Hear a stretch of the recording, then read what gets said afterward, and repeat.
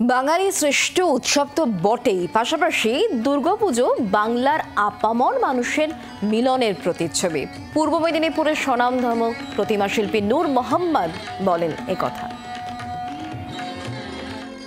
বয়স তখন ৫ কি ৬। স্কুল যাওয়া আসার পথে নদী, খাল বা পুকুরে প্রতিমার কাঠামো দেখতে পেলেই টেনে তুলে আনতেন। কাদামাটি মাখিয়ে খেলতে খেলতেই মাটির প্রতিমা বানাতে শেখা, খেলার ছলে শেখা কাজটাই এখন জীবিকা।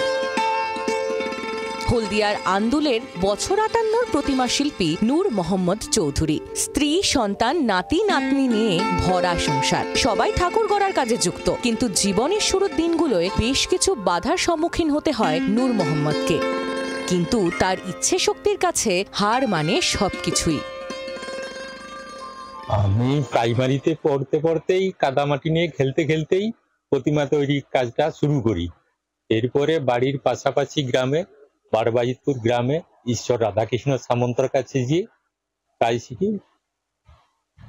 তারপরে একটু একটু করে বিভিন্ন ক্লাবে ডাক এলো, ডাক আসতেই দুর্গা, কালী, বিশ্বকর্মা বিভিন্ন রকমের প্রতিমা তৈরির কাজ প্রচলন করি।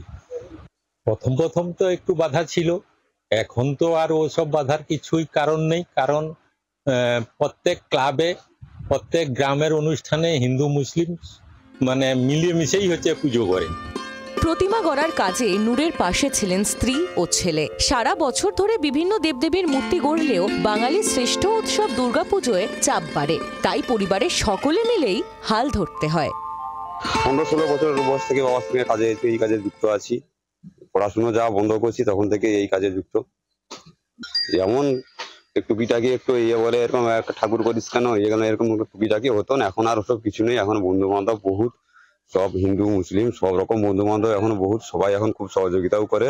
এখন আর কোনো অসুবিধা নেই, সব দিক ঠিকঠাকই চলছে এখন। শিল্পী নূর মোহাম্মদের দেখানোর পথে ভবিষ্যতের সম্প্রীতির মেলবন্ধনের সেতু তৈরি হোক, আর সেই মেলবন্ধনের সেতু তৈরির পাশাপাশি আগামী ভবিষ্যতের প্রজন্মরা এগিয়ে চলুক। হলদিয়া থেকে ক্যামেরায় রমেন মাইতির সাথে কিরণ মান্না, জি 24 ঘন্টা। বাংলার আওয়াজ, বাঙালির আবেগ, জি 24 ঘন্টা।